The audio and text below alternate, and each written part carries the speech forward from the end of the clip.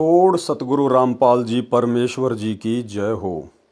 परम पिता परमात्मा सारी सृष्टि के रचनहार, कुल मालिक, असंख्य ब्रह्मांडों के स्वामी, जगत गुरु, तीनों लोकों में प्रवेश करके सबका भरण पोषण करने वाले, राजाधिराज, आत्माधार, नाथों के नाथ, देवों के देव महादेव, सर्वेश्वर महेश्वर, मृत्युंजय, अजरो अमर, आदि अनादि, सनातनी प्रभु, जगत पिता जगदीश्वर, श्री श्री 1008 की उपाधि के वास्तविक अधिकारी, अकाल मूरत शब्द स्वरूपी राम वासुदेव, सर्वगतम ब्रह्म, परम पूज्य, प्रथम पूज्य, परम संत, परम पुरुष, परम धनी, परम दयालु, सत्य कबीर, हक्का कबीर, अल्लाह कबीर, अल्लाह अकबर, बाखबर, अल्लाह ताला, जगत के तारणहार, जगत के मुक्तिदाता, जगत के जगन्नाथ, हारे के सहारे, हिंदुओं के राम, मुसलमानों के अल्लाह, सिखों के वाहिगुरु, ईसाइयों के मसीह, दया के सागर दयानिधि, करुणा के सागर करुणानिधि, स्वयंभू परिभू, संकट मोचन, कष्ट हरण, मंगल करण, दुख भंजन, अविगत कबीर, निर्विकार निर्विषम परमात्मा, अलय अलेख सतगुरु, आदि अनादि सतगुरु, असली मर्यादा पुरुषोत्तम, असली राम, असली कृष्ण, असली घनश्याम, असली मुरारी, राजाओं के राजा, महाराजाओं के महाराजा, शहंशाहों के शहंशाह, सम्राटों के सम्राट, भगवानों के भगवान, अल्लाहों के अल्लाह, प्रभुओं के प्रभु, मसीहाओं के मसीह, सच्चे वाहिगुरु, बाबाओं के बाबा, पीरों के पीर, सेठों के सेठ, जगत सेठ, सावड़सा सेठ, सर्वगुण संपन्न, अनंत कोटि कलाओं के स्वामी, अनंत कोटि ब्रह्मांडों के नायक, योगियों में महायोगी, ध्यानियों में महाध्यानी, सिद्धों में परम सिद्ध, ज्ञानियों में तत्वज्ञानी, ब्रह्म ज्ञानी, महाज्ञानी, परम ज्ञानी, सर्वश्रेष्ठ ज्ञानी, विज्ञानी, युवा कबीर, समृत कबीर, असमवात, अमित ओझा, सच्चे रहनुमा, करीम अल्लाह, सुभान अल्लाह, दुनिया के अंतिम पैगंबर, 8 सितंबर 1951 से गांव धनाना, जिला सोनीपत, हरियाणा, भारतवर्ष की पावन भूमि पे प्रकट रियल कल की भगवान श्री नारायण साकार हरि, शब्द स्वरूपी राम, संत श्रोमणी सतगुरु रामपाल जी परमेश्वर जी के चरण कमल में साध संगति से जुड़े हुए हम सभी देश विदेश में बैठे हुए सत्सेवक भाई बहनों की तरफ से अनंत कोटि दंडवत प्रणाम। सत्साई भाई और बहनों, दया परमपिता परमेश्वर जी की, सारी सृष्टि के पालनकर्ता की, सारी सृष्टि के रचयिता की, सारी सृष्टि के सृजनहार की, सतगुरु रामपाल जी परमेश्वर जी की, यही वो परमेश्वर है जिसे हिंदू अपना भगवान कहते हैं। यही वो परमेश्वर है जिसे मुसलमान अपना अल्लाह कहते हैं। और यही वो परमेश्वर है जिसे ईसाई अपना मसीहा और सिख भाई अपना वाहे गुरु कहते हैं। और जितने भी व्यक्ति जिनको भी अपना इष्ट मानकर पूजते हैं, माई, मसाणी, सेठ, शीतला, भैरव, भूत, हनुमंत या अन्य देवी देवता, उन देवी देवताओं के रूप में भी उन आत्माओं की रक्षा और सुरक्षा उनके संस्कार आधार से यही परमपिता परमेश्वर सतगुरु रामपाल जी भगवान करते हैं। तो आज आप और हमारा सौभाग्य है कि जिस समय वो परमात्मा इस कलयुग की बिचली पीढ़ी में 8 सितंबर 1951 के दिन सशरीर प्रकट हुए गांव धनाना, जिला सोनीपत, हरियाणा में, हम आम लोगों की चरम दृष्टि को धोखा देते हुए, काल के साथ में आंख में चोली खेलते हुए, एक माता के गर्भ से आने की लीला की। और आज परमेश्वर ने अपने तत्व ज्ञान से ये साबित कर दिया कि सतगुरु रामपाल जी के अलावा इस पूरी सृष्टि में अन्य कोई परमेश्वर नहीं है, अन्य कोई भगवान अल्लाह मौला नहीं है। ये स्वयं कबीर देव हैं, कबीर देव जो सतगुरु के चोले में धरती पे प्रकट हैं। हम आत्माओं को अपना तत्व ज्ञान दे रहे हैं, हमारे आत्म कल्याण के लिए चिंतित हैं।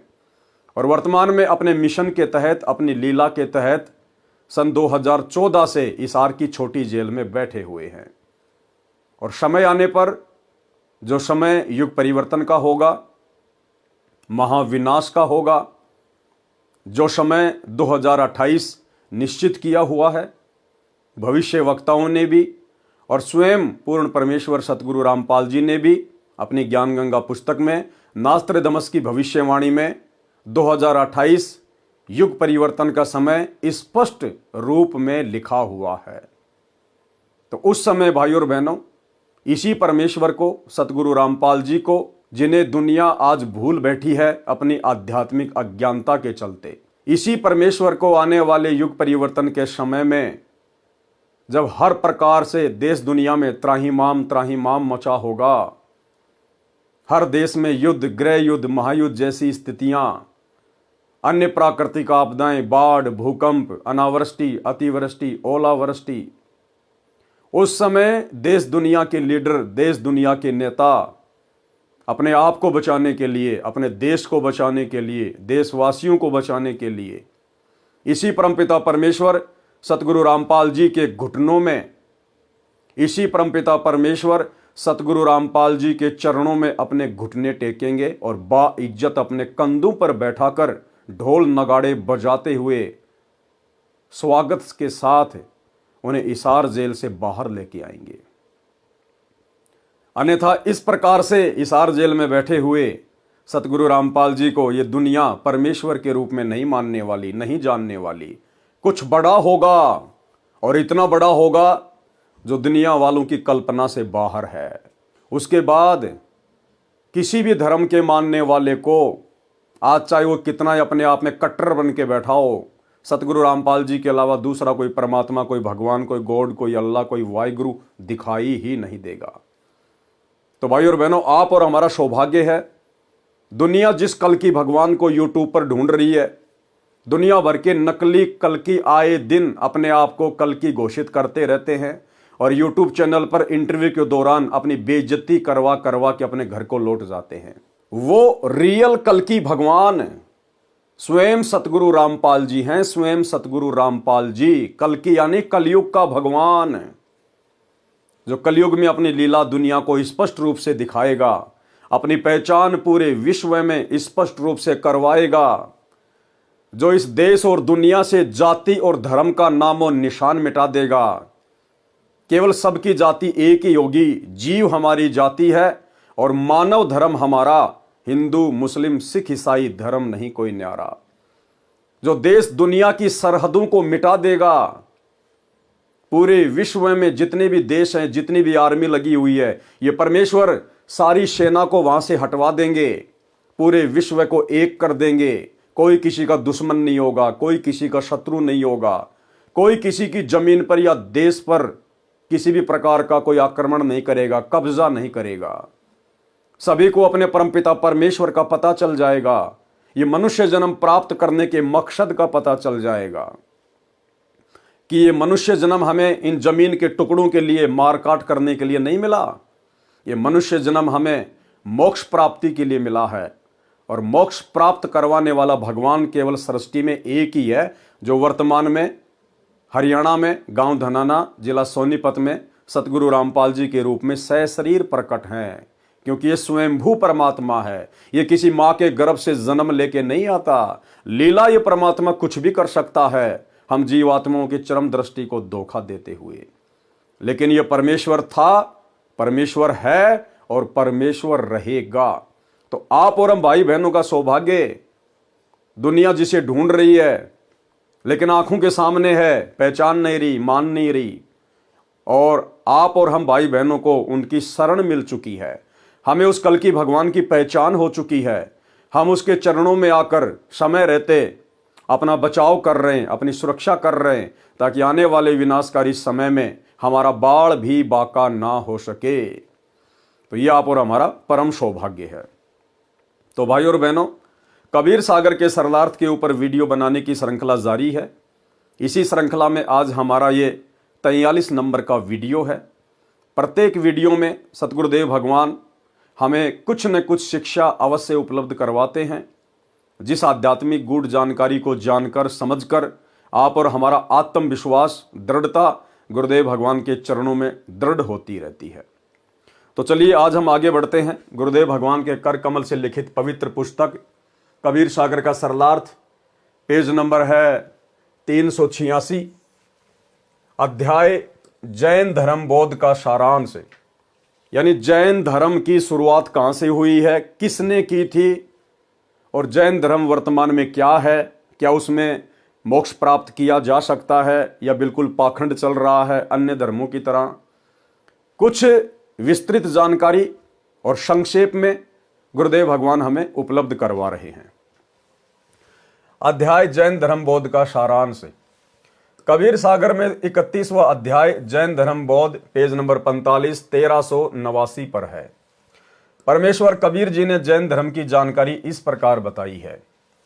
अयोध्या का राजा नाभिराज था, उसका पुत्र ऋषभ देव था जो अयोध्या का राजा बना।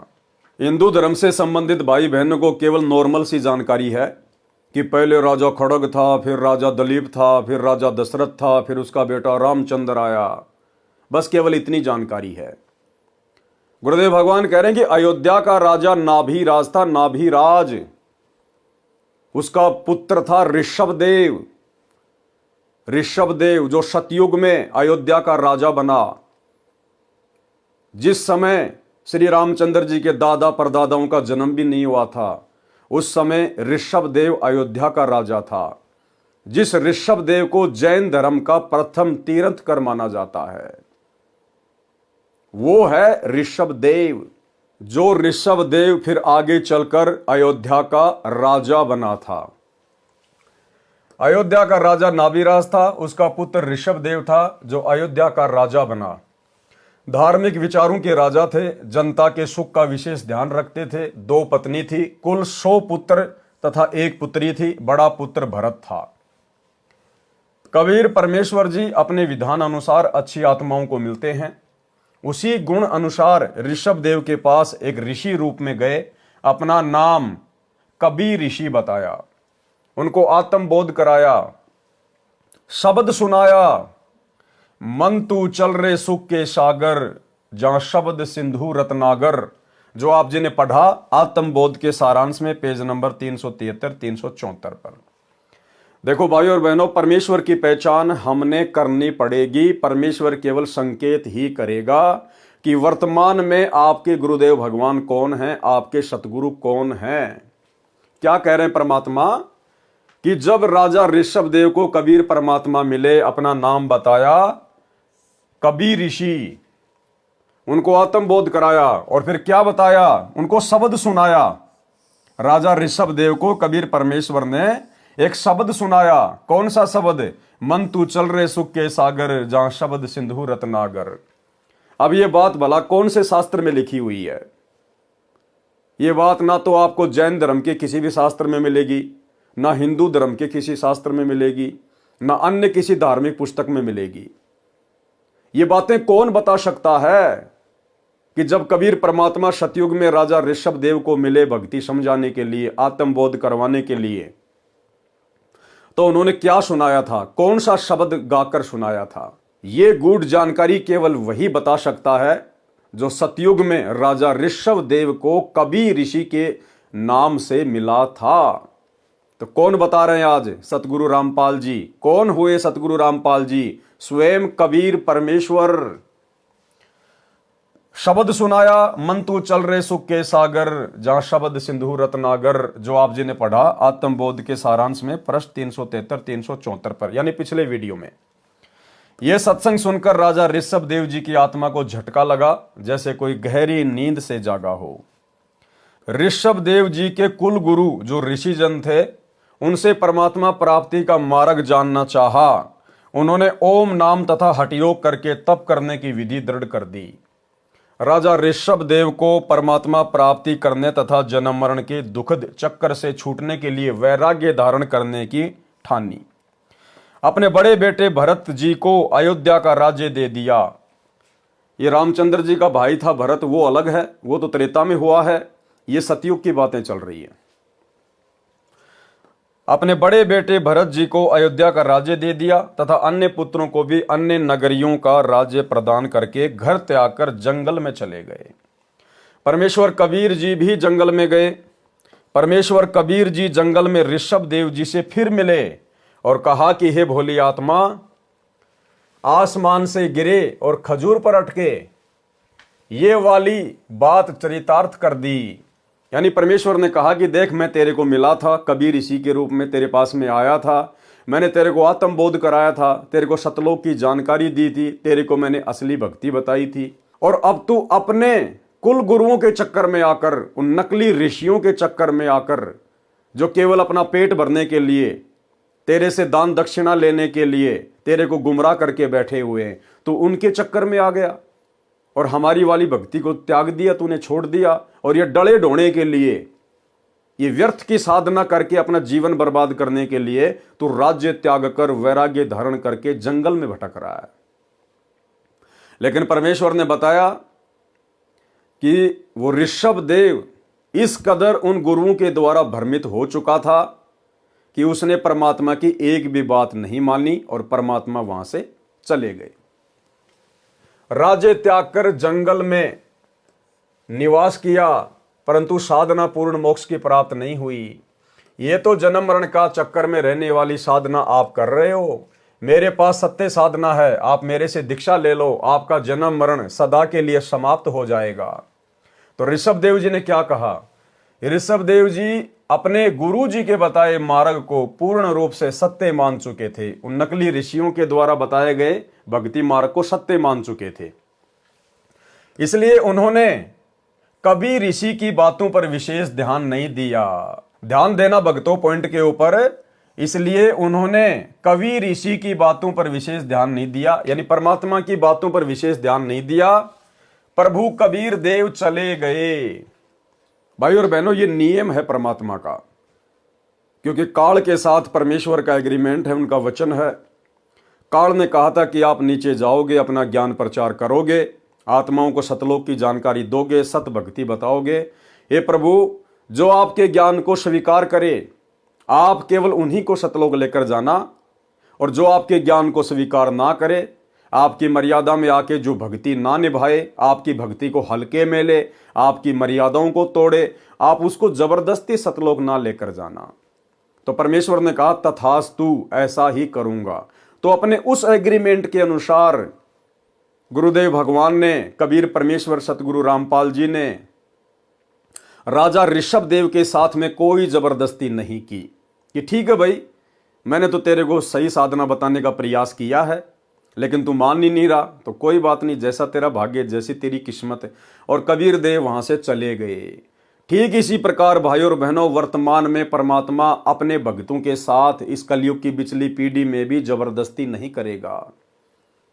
सन 1994 से सतगुरु रामपाल जी परमेश्वर जी ने अपना यथार्थ 13वां कबीर पंथ शुरू करके और वर्तमान समय तक ठोक ठोक कर ज्ञान दे दिया है, कई बार रिवीजन भी करवा दिया है। अब यदि उनका कोई भगत उनकी मर्यादाओं को ठीक प्रकार से फॉलो नहीं करेगा, इस ज्ञान को हल्के में लेगा, भक्ति को सीरियस नहीं लेगा, बात बात पे मर्यादा तोड़ेगा, जैसे कि वर्तमान में गुरुदेव के कलयुगी परिवार के द्वारा, सतलोक आश्रम संचालकों के द्वारा, कोऑर्डिनेटरों के द्वारा आए दिन कुकर्म करके संगत की नित मर्यादा तोड़वाई जाती है। 2019 में बेचारे भगत समाज को कांग्रेस सरकार की गोद में बैठा दिया गया। बीजेपी का विरोध और कांग्रेस का समर्थन पूरे देश में जमकर संगत के कर्म फुड़वाए। वर्तमान 2024 में कांग्रेस को पीछे छोड़ दिया और बीजेपी सरकार की गोद में आ बैठे, भक्तों के जमकर कर्म फुड़वा रहे हैं, राजनेताओं की रैलियों में भेजकर उनका सपोर्ट करवाकर। धनाना गांव में अपने धनाना आश्रम को सही प्रकार से चलाने के लिए, ताकि गांव वाले विरोध ना करें, हमारा धार्मिक धंधा कहीं बंद ना हो जाए, धनाना गांव के बच्चों की फरमाइश पर भगत समाज के ज्योति पाठ और दान के पैसों से तकरीबन 1 करोड़ रुपए की लागत का बैडमिंटन का स्टेडियम बना दिया। जबकि सतगुरु रामपाल जी के तो यहां तक आदेश हैं, यदि कोई व्यक्ति ताश भी खेल रहा है तो ना ही आपने वहां बैठना है और ना ही आपने किसी प्रकार का कोई सहयोग करना है। बावजूद इसके संत रामपाल जी की मर्यादाओं की धज्जियां उड़ाते हुए उनके कलयुगी परिवार ने धनाना गांव में 1 करोड़ रुपए की लागत का बैडमिंटन का स्टेडियम बना दिया। धनाना आश्रम के अंदर 10 एकड़ जमीन में एक बहुत बड़ी हॉस्पिटल का काम शुरू कर दिया गया है, टोटल गुरुदेव के ज्ञान और विधान के विपरीत। और भी अन्य प्रकार से संगत की आए दिन मर्यादा तोड़वाई जा रही है। हरियाणा के गोहाना में एक जाट भवन का निर्माण कार्य चल रहा है। ऊपर का 5वां फ्लोर बनाने का पूरा जिम्मा सतगुरु रामपाल जी के बड़े बेटे वीरेंद्र पाल ने ले लिया, जिसमें तकरीबन 1 करोड़ रुपए की लागत लगेगी। भगत समाज के जमकर कुपात्रों को दान धर्म देकर कर्म फुड़वाए जा रहे हैं। तो भाई और बहनों, परमात्मा वर्तमान में कुछ नहीं बोलेगा। अगर आपने अपने गुरुदेव को भगवान मान लिया, परमात्मा मान लिया, तो परमात्मा अंतर्यामी होता है। हम रोज संध्या आरती में पढ़ते हैं लास्ट में, अंतर्यामी एक तुम आत्म के आधार, और जो तुम छोड़ो हाथ तो मोए कौन उतारे पार। तो हमारे गुरुदेव भगवान अंतर्यामी हैं, क्योंकि ये परमेश्वर हैं। इन्हें सब कुछ दिखाई दे रहा शीशे की तरह कि मेरी संगत में कौन मर्यादा तोड़ रहा है और कौन मेरे वचनों पर चल रहा है। लेकिन ये परमेश्वर एक आम संत की लीला करते हुए जैसे उन्हें कुछ पता ही नहीं है, जैसा उनको हिसार जेल में जाकर बताया जाता वे वैसा ही करते हैं, वे वैसा ही जवाब देते हैं। और परमेश्वर कुछ नहीं कह रहा अपने परिवार को, किसी भी प्रकार की उन्हें डांट नहीं मार रहा, उन्हें कोई भला बुरा नहीं कह रहा। हाँ, बीच बीच में हिसार जेल से आने वाले सत्संगों में इनकी नालायकियों का, इनके मनमाने आचरण का, इनकी बकवादों का वे संगत को समझाने की दृष्टि से संकेत अवश्य करते हैं। जैसा कि ऑडियो नंबर 67 में सतगुरु रामपाल जी ने स्पष्ट कर दिया कि आश्रम से जुड़े हुए भगत बिल्कुल भी मर्यादा में नहीं है, जगत वालों से भी गए गुजरे हैं, जगत वालों से भी गए गुजरे, अपनी गुरु बहनों को भी नहीं छोड़ रहे, उनके साथ में भी घटिया हरकतें, गंदी हरकतें कर रहे हैं। और स्पष्ट कर दिया गुरुदेव ने कि तुम पक्के काल के एजेंट बन चुके हो, पक्के काल के एजेंट। ये 2 मिनट की ऑडियो सुन लीजिए। विचार करना होगा कि हम कौन है, कहां से आए। आपस में खेचातानी रखते हो अभी भी भगत हो गए। अच्छे इंसान तो जगत वाले बिना करते ऐसा जैसे भगत कर रहे हैं। अच्छे इंसान तो जगत वाले बिना करते ऐसा जैसे भगत कर रहे हैं। अच्छे इंसान तो जगत वाले बिना करते ऐसा जैसे भगत कर रहे हैं। किसी को छोटी सी सेवा दे देते, कोऑर्डिनेटर बना दिया, उन्होंने सोचा मैं खुदा बन गया। और इतना शिक्षा तो पड़े, मजदूर बनो सीखो, मजदूर। और कई देखा है कि कोऑर्डिनेटर या जिसकी जो भी व्यवस्था लगाई जाए तो व्यवहार भी ठीक नहीं करते, धमकान लग जाते, पुरकान लग जाते। और कुछ ऐसी भी शिकायतें आई हैं जो बहन बेटियों के साथ गलत मैसेज भी डालते। तो वो दुष्ट लोग ना तो कोऑर्डिनेटर के योग्य है, ना वो भगत के योग्य।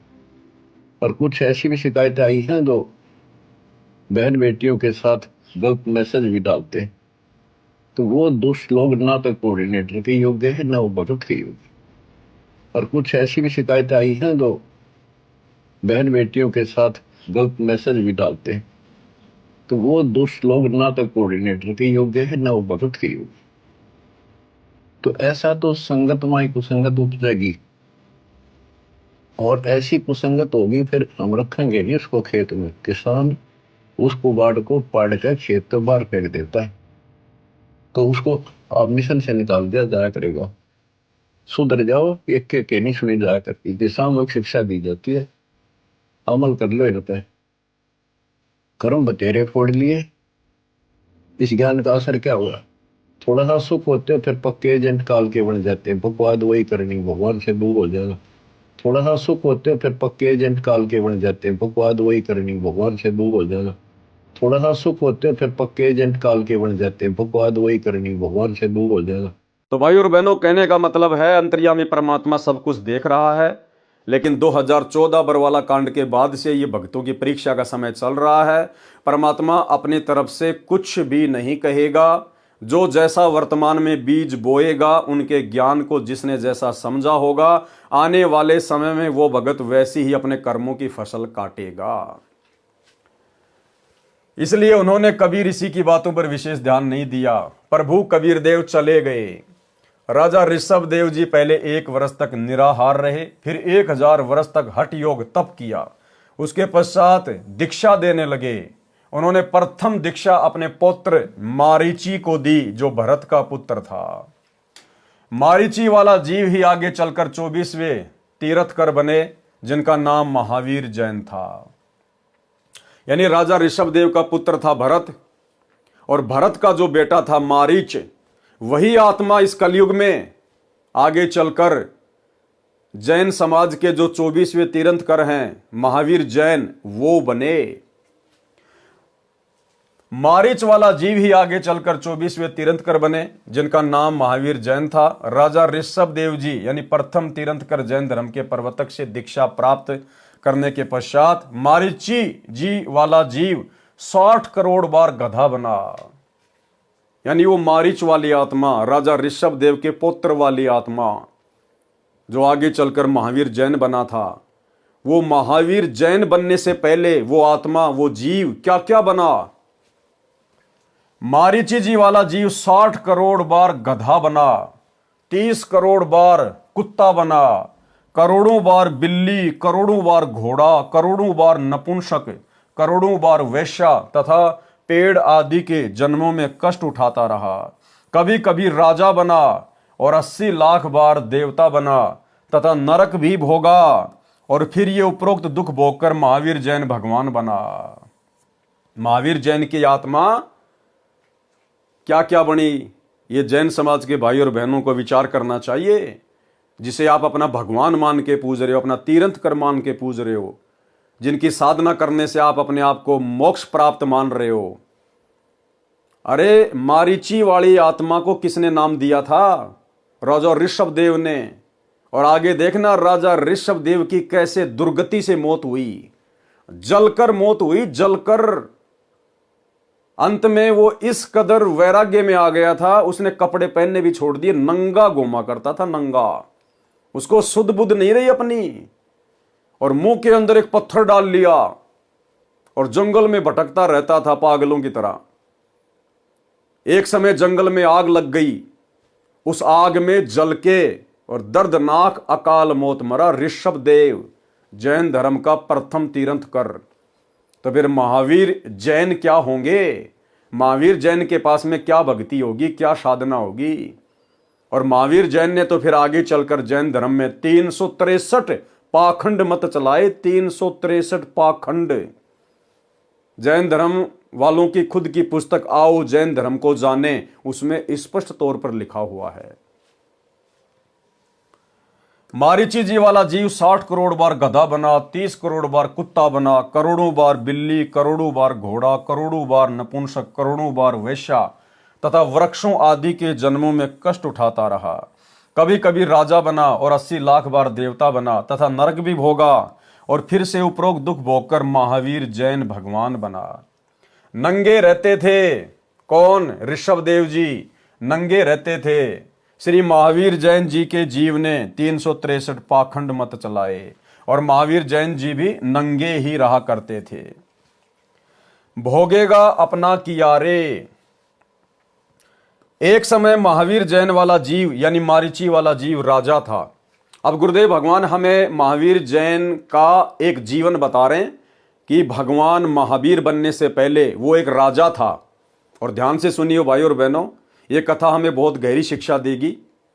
हमने किसी का भी अहित नहीं सोचना है, हमने किसी के साथ भी बदतमीजी नहीं करनी, जबरदस्ती नहीं करनी, मन में भी किसी के प्रति हमने बुरा नहीं सोचना है। हाँ, जो सत्य है वो डंके की चोट पर कहेंगे, विदुर की तरह कहेंगे, भले थप्पड़ लगे लेकिन परमात्मा का थप्पड़ पड़ने से बच जाएंगे। एक समय महावीर जैन वाला जीव यानी मारीची वाला जीव राजा था। उसका एक विशेष नौकर था। राजा का मनोरंजन करने के लिए एक वाद्य यंत्र बजाने वाली पार्टी होती थी। राजा धुन सुनते सुनते सो जाता तो वह तान यानी वो धुन बंद कर दी जाती थी। राजा अपने महल में पलंग पर लेटा लेटा धुन सुना करता। अपने नौकर को कह रखा था कि जब मुझे नींद आ जाए तो बाजा बंद करा देना। एक दिन नौकर आनंद मगन होकर धुन सुनने में लीन हो गया। उसको पता ही नहीं चला कि राजा कब सो गए। शोर से राजा की निंद्रा भंग हो गई। राजा जब उठा तो मंडली बाजा बजा रही थी। राजा को गुस्सा आया, उस नौकर को दंडित करने का आदेश सुना दिया कि इसने मेरे आदेश को अनसुना किया है। इसके कानों में कांच पिघलाकर गरम गरम डालो। नौकर ने बहुत प्रार्थना की, क्षमा कर दो, आगे से कभी ऐसी गलती नहीं करूंगा। परंतु अहंकार वश राजा ने उसकी एक नहीं सुनी और सिपाहियों ने उस नौकर को पकड़कर जमीन पर लेटाकर दोनों कानों में पिघला हुआ गर्म कांच यानी शीशा डाल दिया। नौकर की चीख हृदय विदारक थी, महीनों तक दर्द के मारे रोता रहा। उसके बाद समय आने पर राजा का देहांत हुआ, यानी महावीर जिस जन्म में राजा था, समय आने पर फिर वो राजा वाला शरीर भी छूट गया, यानी राजा भी मरा। समय आने पर राजा का देहांत हुआ। फिर वही जीव यानी वही महावीर जैन वाली आत्मा, फिर वही जीव महावीर जैन रूप में जन्मा। घर त्याग कर जंगल में साधना करने लगा। उसी क्षेत्र में एक व्यक्ति अपनी गायों को घास चराने ले जाता था। दोनों में मित्रता हो गई।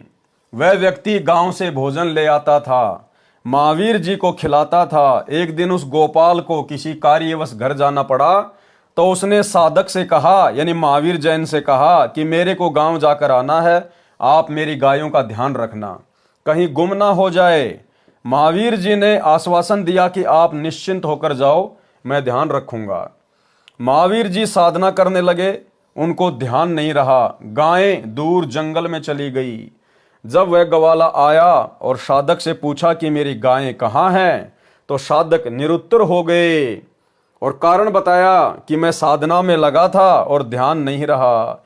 ग्वाले को पता था कि गायें जंगल में गहरा जाने के पश्चात जीवित नहीं बचती, क्योंकि वहां शेर, चीते आदि खूंखार जानवर बहुत संख्या में रहते थे। अपने धन की हानि का कारण साधक को मानकर, यानी महावीर जैन को मानकर, बांस की लाठी को तोड़कर उससे पतली पतली दो टुकड़ी 2 इंच लंबी लेकर साधक को पकड़कर, यानी महावीर जैन को पकड़कर बलपूर्वक जबरदस्ती धरती के ऊपर गिराकर दोनों कानों में वे टुकड़ी ठोककर अंदर तोड़ दी। भाइयों और बहनों, वो ग्वाला वही नौकर था जिस नौकर के कानों में गरम गरम शीशा पिघलाकर, और महावीर जैन ने जब वो राजा था एक जन्म में, उस नौकर के कानों में डलवाया था। परमात्मा कहते हैं, बदला कहीं ने जात है 3 लोक के माही। तुमने उस दरगाह का महल नहीं देखा, धर्मराज के तिल तिल का लेखा। साधक बुरी तरह से चिल्लाता रहा, महावीर जैन बुरी तरह से चिल्लाता रहा। वह ग्वाला चला गया, फिर उधर कभी नहीं गया। 1 महीने के पश्चात दैव योग से एक वैद्य किसी औषधि की खोज करता करता गया, तो महावीर जैन की पीड़ा का पता चला। अब भाइयों और बहनों, वो दैव योग क्या था? स्वयं कबीर परमात्मा सतगुरु रामपाल जी, क्योंकि परमात्मा चाहने वाली आत्मा ही इस प्रकार की भक्ति करती हैं, तप करती हैं, जब तक उनको सत्य ज्ञान नहीं होता। तो अपनी आत्माओं की पीड़ा, उनका दर्द स्वयं कबीर परमात्मा ही सुनता है, वही परमेश्वर महसूस करता है। तो कबीर परमेश्वर सतगुरु रामपाल जी एक वैद्य का रूप बनाकर और जंगल में जड़ी बूटियां लेने के बहाने उस महावीर जैन के पास में पहुंच गए, और परमेश्वर ने उसकी वो लकड़ियां जो कानों में फंसा रखी थी, तोड़ रखी थी, परमेश्वर ने वो लकड़ियां निकाली, दवाइयां लगाई, औषधि लगाई, तब कहीं जाकर महावीर जैन धीरे धीरे धीरे धीरे ठीक हुआ। 1 महीने के पश्चात दैव योग से एक वैद्य किसी औषधि की खोज करता करता गया, तो महावीर जैन की पीड़ा का पता चला। उसने साधक के कानों से वे फाटकी निकाली, तो लकड़ी की सड़ी, यानी बांस के फटने से उसमें पतली पतली सुई जैसी नुकीली सीख बन जाती हैं, उनको सली कहते हैं। कानों को चीरती हुई बाहर आई, रक्त व मवाद की पिचकारी लगी और साधक की किलकारी निकली। महावीर जैन रोने लगा बुरी तरह से, यानी महावीर जी बुरी तरह चिल्लाए। वैद्य ने उपचार किया, कई महीनों में पीड़ा ठीक हुई, परंतु बहरे हो गए और मृत्यु हो गई। फिर अन्य जीवन भोग कर फिर महावीर जैन बने। उसके बाद वही आत्मा फिर कई जन्मों के बाद में और जैन समाज के 24वें तीर्थंकर महावीर जैन के रूप में उन्होंने जन्म प्राप्त किया। तो भाइयों और बहनों, कितनी गहरी शिक्षा है। ये वर्तमान में जितने भी भाई बहन हैं किसी भी धर्म के हैं, और ये जो मांस खाते हैं किसी भी प्राणी का, किसी भी जीव का, क्योंकि सबके अंदर परमात्मा की आत्मा है, परमात्मा की रूह है, ये सुनी नहीं है। इनको आप ऐसे ना समझो कि इनका रखवाला कोई नहीं है, इन सब का रखवाला परमात्मा है, वो पल पल देख रहा है। और ये घटना जो आप या आपने पढ़ी, शिक्षा आपको मिल गई होगी। आज जो भी व्यक्ति जैसा भी कर्म कर रहा है, अगले जन्मों में कभी न कभी उस व्यक्ति को अपने उस कर्म का बदला अवश्य देना पड़ता है। आज जो व्यक्ति भले बकरे काट रहा है या बकरे खा रहा है, जितने उसने बकरे काटे हैं, जितने उसने बकरे खाए हैं, अगले जन्मों में वो बकरे बनेंगे इंसान। अगर काटा है तो बकरा बनेगा कसाई, और कसाई का इसी प्रकार से गला काटेगा। यदि कोई बकरा खाता है, मुर्गा खाता है, तीतर बटेर कोई भी जानवर खाता है, अगले जन्मों में वो व्यक्ति बनेगा पशु, जानवर। और जो वर्तमान में खा रहा है वो व्यक्ति फिर कसाई से इसी प्रकार से उनको कटवा कटवा के खाएगा। तो भाइयों और बहनों, ये भयंकर दुर्गति है। ये कर्मों का जो सिलसिला है ये बहुत भयंकर है, और इस कर्मों के सिलसिले को ना तो ब्रह्मा विष्णु महेश समाप्त कर सकते। ब्रह्मा विष्णु महेश के, इनके अवतारों के, राम और कृष्ण के खुद के कर्म भी नहीं कटते, इनको भोगने पड़ते हैं। फिर भला इनकी भक्ति साधना करने से हमारे कैसे कट जाएंगे। श्री रामचंद्र जी त्रेता युग में आए, उन्होंने पेड़ की ओट लेकर धोखे से सुग्रीव के भाई बाली की हत्या की। द्वापर युग में श्री रामचंद्र जी को वो बदला चुकाना पड़ा। द्वापर युग में श्री रामचंद्र जी जन्मे श्री कृष्ण जी के रूप में, और सुग्रीव का भाई बाली एक शिकारी के रूप में जन्मा। और अंत में उसी प्रकार जब श्री कृष्ण जी एक पेड़ के नीचे सोए हुए थे, पैर पे पैर रख के, उनके पैर में एक पदम था जो चमका करता था, और वो बाली जो शिकारी बना हुआ था वो जंगल में गया हुआ था, पूरा दिन उसको शिकार नहीं मिला। अंत में उसने देखा कि एक कोई वस्तु चमक रही है, झाड़ियां थी, पेड़ के पत्ते थे, तो उसने सोचा कि ये कोई जानवर है, कोई हिरण है, और इसकी आंख चमक रही है सूर्य के प्रकाश से, और यदि मैं आवाज करूंगा, शोर करूंगा तो हो सकता है ये भाग जाएगा, और आज पूरा दिन हो गया शिकार मुझे मिला नहीं। तो हिरण की आंख समझकर श्री कृष्ण जी के उस पद्म वाले पैर में उस बाली वाली आत्मा ने, उस बालिया नाम के शिकारी ने तीर मार दिया, जहरीला, जहर से बुझा हुआ तीर। श्री कृष्ण जी की तड़प तड़प कर मृत्यु हो गई। तो जब ये तीन लोक के भगवान ही अपना कर्म नहीं काट सकते तो अपने भक्तों का कहां से काट देंगे। तो भाई और बहनों, ये कुकर्म करने से बचिए। परमात्मा धरती पर है। आप ये जितने भी कुकर्म कर रहे हैं आप अपनी अज्ञानता में कर रहे हैं। आप जिस भी धर्म से जुड़े हुए हैं, आपका जो भी धर्मगुरु है उसको कंप्लीट ज्ञान नहीं है, उसको तत्व ज्ञान नहीं है, शास्त्रों की, धर्म की, कर्म की जानकारी नहीं है। वो केवल अपने स्वार्थ के लिए आपका गुरु बना बैठा है। ऐसे स्वार्थियों से, ऐसे नकलियों से बाहर निकलो। सतगुरु रामपाल जी के यूट्यूब पर सत्संग सुनो, और भाई समय रहते इनके ज्ञान को स्वीकार करो, इनकी शरण में आ जाओ। अन्यथा ये बदला जो कर्म आज आप कर रहे हो ये बहुत भयंकर तरीके से इनका निपटारा करना पड़ेगा, बहुत दुखी हो जाओगे।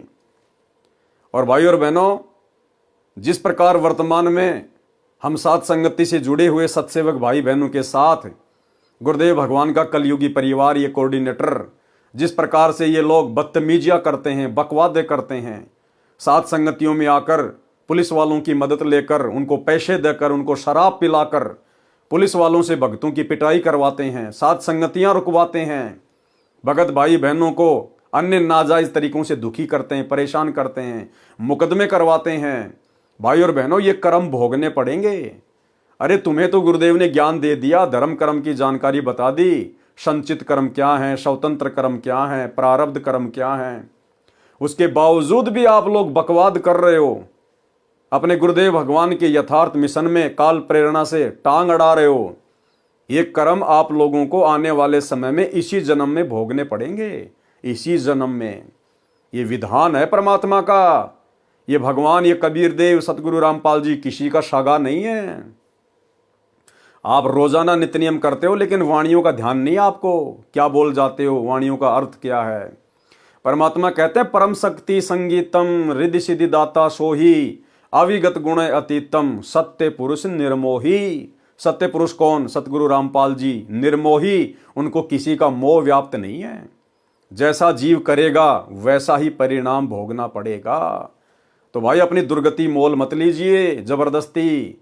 गुरुदेव भगवान से अपने कुकर्मों की माफी मांगिए। जो कुकर्म आप सतलोक आश्रमों से जुड़े हुए भाई बहनों ने, गुरुदेव भगवान के कलयुगी परिवार ने, इन कोऑर्डिनेटरों ने 2014 बरवाला कांड के बाद से भगत समाज की मर्यादा तोड़वा कर किया है और साध संगति से जुड़े हुए भाई बहनों को नाजायज परेशान करके किया है। आप लोगों ने तो अपने सिर पर पाप कर्मों की गठरी बांध ली है। हल्का करना चाहते हो तो फिलहाल समय है, गुरुदेव भगवान से क्षमा याचना मांग लो। इन बकवादों से दूर हट जाओ, इन आश्रमों से दूर हट जाओ। साथ संगति से जुड़कर ज्ञान को आधार बनाकर, गुरु को भगवान बनाकर और घर को आश्रम बनाकर भक्ति कर दो, वरना दुर्गति तुम्हारे दरवाजे पर दस्तक दे चुकी है। महावीर जैन जी ने 363 पाखंड मत चलाए, यानी मनमाना आचरण। महावीर स्वामी ने जो भक्ति बताई, जो आज वर्तमान में पूरा जैन समाज कर रहा है, उस भक्ति का किसी भी शास्त्र से कोई मेल नहीं है, केवल पाखंड है, पाखंड मत। महावीर जैन जी ने 363 पाखंड मत चलाए और खुद जैन धर्म की पुस्तक आओ जैन धर्म को जाने, उसमें स्पष्ट तौर पर लिखा हुआ है कि महावीर जैन ने 363 पाखंड मत चलाए। जो वर्तमान में जैन धर्म में पाखंड मत वाली साधना चल रही है, इस कथा से शिक्षा मिलती है। देखो क्या कह रहे हैं गुरुदेव भगवान, इस कथा से शिक्षा मिलती है जो अपनी शक्ति का दुरुपयोग करके किसी को तंग करता है तो उसका बदला भी उसको कभी न कभी देना पड़ता है। तो भाई सतलोक आश्रम मैनेजमेंट हरियाणा ने अपनी शक्ति का नाजायज दुरुपयोग किया है, सत्सेवकों को दुखी करके, मार पिटाई करके, मुकदमे लगवा के। भाई भोगना पड़ेगा, ये परमात्मा का विधान है। इसलिए कभी अपनी शक्ति का दुरुपयोग ना करें। अब ऋषभ देव जी की कथा सुनाता हूं। ऋषभ देव निवस्त्र रहने लगे, नंगे होकर जंगल में घूमने लगे ऋषभ देव, क्योंकि उनको अपनी स्थिति का ज्ञान नहीं था। वे परमात्मा के वैराग्य में इतने मस्त थे कि उनको ध्यान ही नहीं था कि वे नंगे हैं। उनका ध्यान परमात्मा में रहता था। यानी जैसा भी उसके नकली गुरुओं ने साधना बता रखी थी, ओम नाम का जाप करो, परमात्मा निराकार है, ध्यान लगाओ, तप करो, ज्योति दिखाई देगी, वही भगवान है। वो उसी में मस्त हो गया, काललोक की भक्ति में, नरक वाली भक्ति में। वर्तमान में जैनी महात्माओं ने वह नकल कर ली और नंगे रहने लगे। ये मात्र परंपरा का निर्वाह है। ये जैन समाज में जो लोग नंगे रहकर साधना करते हैं, जो इनके साधु हैं, ये वहां से ये रोग लगा है। अरे वो ऋषभ देव तो नंगा इसलिए रहता था क्योंकि वो तो एक प्रकार से पागल हो चुका था। वो तो काल की भक्ति के ऊपर आसक्त हो चुका था। उसको अपनी कोई शुद्ध बुद्धि नहीं थी, इसलिए वो नंगा होके घूम रहा था। अपनी तरफ से नहीं, उसको पता ही नहीं था कि मैंने कपड़े पहन रखे हैं कि नहीं पहन रखे हैं। जैसे एक पागल व्यक्ति की स्थिति हो जाती है। और वर्तमान के जैन साधुओं ने उसी बात को लेकर कि ऋषभ देव जी नंगे होकर जंगल में साधना करते थे, उसी बात को पकड़ लिया और पशु की तरह नंगे होके घूमते रहते हैं। शर्म भी नहीं है इनको। अरे अगर नंगे रहकर ही भगवान प्राप्ति होती है तो मेरे भाई ये जितने भी जानवर हैं ये तो कभी जिंदगी में कपड़े पहनते ही नहीं। अरे तुम जैन धर्म के साधु महात्मा कम से कम अपने गुप्तांग के आगे वो पांख वगैरह तो कर लेते हो, वो चवर वगैरह तो तुम जो है लगा लेते हो। ये जानवर तो कुछ नहीं करते, ये तो पैदाइशी नंगे हैं। तो ये तो तुमसे पहले मोक्ष प्राप्त करेंगे। अगर नंगा रहकर फिरने से ही भगवान मिलता है तो भाई ये पाखंड है, पाखंड, मनमाना आचरण है। इस प्रकार नंगा रहकर घूमने से परमात्मा प्राप्ति नहीं होती। हमें परमेश्वर ने मनुष्य जन्म दिया है, हम जानवर नहीं है, पशु नहीं है। और ये मनुष्य जन्म क्यों दिया है? ताकि हम जानवरों जैसी हरकतें ना करें। हमें परमेश्वर ने विशेष बुद्धि दी है। शरीर को ढकने के लिए परमेश्वर ने कपड़े बनवाए हैं। ये बुद्धि केवल इंसान के पास है और उसके बावजूद भी यदि जानबूझकर आप पशु तुल्य ही रहना चाहते हैं तो भाई ये तो आपकी अपनी मर्जी है। बाद में जाओगे कहां? जैसे ऋषभ देव जी गए वहीं तुम जाओगे। वर्तमान के जैनी महात्माओं ने वह नकल कर ली और नंगे रहने लगे। ये मात्र परंपरा का निर्वाह है। ऋषभ देव जी अपने मुख में पत्थर का टुकड़ा लेकर नग्न अवस्था में कुटक के जंगलों में दिन रात फिरते थे। एक बार बांसों के आपस में घिसने से जंगल में आग लग गई। दावानल इतनी भयंकर हुई कि सब जंगल जलकर राख हो गए। ऋषभ देव जी भी जलकर मर गए। अब बताओ, ऋषभ देव जैसी भक्ति वर्तमान में कोई भी जैनी नहीं कर सकता, कोई भी। और ऐसी भक्ति करते करते भी ऋषभ देव की ऐसी दुर्गति से मौत हुई। कौन चाहेगा ऐसी मौत? तो वर्तमान के जैनी तो समझ जाओ फिर तुम्हारा क्या होगा जब तुम्हारे जैन धर्म के प्रथम तीर्थंकर की ऐसी दुर्गति से मौत हुई है, जो भक्ति तुम कर भी नहीं सकते वर्तमान में। इतना त्याग, इतना वैराग्य तुम्हारे अंदर नहीं है। और जब ऋषभ देव की ऐसी दुर्गति से मौत हुई अंत में जलकर, तो सोचो वर्तमान का जैन समाज कहां जाएगा, जो महावीर जैन के द्वारा चलाए गए 363 पाखंड मत के आधार से भक्ति कर रहा है। ऋषभ देव जी का जीव ही बाबा आदम के रूप में जन्मा। वो ऋषभ देव की जो आत्मा थी फिर आगे चलकर वो बाबा आदम के रूप में जन्मा, जो मुसलमानों, ईसाइयों तथा यहूदियों का प्रथम पुरुष तथा नबी माना जाता है। यानी ऋषभ देव की आत्मा ही फिर आगे चलकर बाबा आदम के रूप में जन्मी। बाबा आदम के रूप में मुसलमान और ईसाई जिसे अपना बाप कहते हैं, जिसे प्रथम पुरुष कहते हैं, सभी इंसानों का बाप कहते हैं। तो भाई बाबा आदम की आत्मा उससे पहले तो ऋषभ देव के शरीर में थी। और ऋषभ देव के शरीर से पहले ना जाने गधे के शरीर में भी थी, कुत्ते के शरीर में भी थी। क्योंकि बिना सतभक्ति के तो 84 लाख योनियां ना जाने हमने कितनी बार भोग ली, कितनी बार हमने काट ली है। तो भाई ये जो जीवन चक्र है ये ना जाने कितने अरबों खरबों युगों से चलता हुआ आ रहा है, जब से हम सतलोक से बिछुड़ कर आए हैं। तो भाई इस चक्कर से बाहर निकलो, यथार्थ ज्ञान से परिचित हो जाओ। सतगुरु रामपाल जी के यूट्यूब पर सत्संग सुनना शुरू कर दो। अपनी दुर्गति करवाने से बचो, आने वाला समय बहुत भयंकर है। त्राइमाम मचेगी। जब ऋषभ देव जी अपने आप को नहीं बचा पाए तो भाई वर्तमान के जैनी अपने आप को कहां से बचा लेंगे? समझो, अभी समय है, धरती पे परमात्मा है। ऋषभ देव जी का जीव ही बाबा आदम के रूप में जन्मा, जो मुसलमानों, ईसाइयों तथा यहूदियों का प्रथम पुरुष तथा नबी माना जाता है। जैन धर्म में 2 प्रकार के साधु हैं। नंबर 1 बिल्कुल नंगे रहते हैं, जो पूर्व के महापुरुषों की नकल कर रहे हैं, यानी ऋषभ देव की जो नकल कर रहे हैं। जैन धर्म की स्त्री, पुरुष, युवा, लड़के, लड़कियां, बच्चे, वृद्ध सब उन नंगे साधुओं की पूजा करते हैं। अब भाई और बहनों, विचार करने की बात है। जो जैन धर्म से जुड़े हुए भाई बहन हैं उनको विचार करना चाहिए। आपके जैन धर्म में जितने भी नंगे साधु महात्मा हैं वो नंगे होकर क्यों फिर रहे हैं? क्यों इतनी परेशानियां उठा रहे हैं? अपने मोक्ष के लिए, अपनी आत्मा के कल्याण के लिए। इसीलिए तो वो इतना तप करते हैं, नंगे रहते हैं, ऐसी साधना कर रहे हैं। यानी जैन धर्म में उन साधुओं की तरह नंगा होकर आजीवन रहने से ही मोक्ष प्राप्त किया जा सकता है, आत्मा का कल्याण करवाया जा सकता है। और जितने भी जैन धर्म के श्रद्धालु स्त्री या पुरुष उन नंगे साधुओं के पास में जाते हैं, किस लिए? अपनी आत्मा के कल्याण के लिए, अपना मोक्ष करवाने के लिए। तो भाइयों, तुम्हारा मोक्ष हो कैसे जाएगा?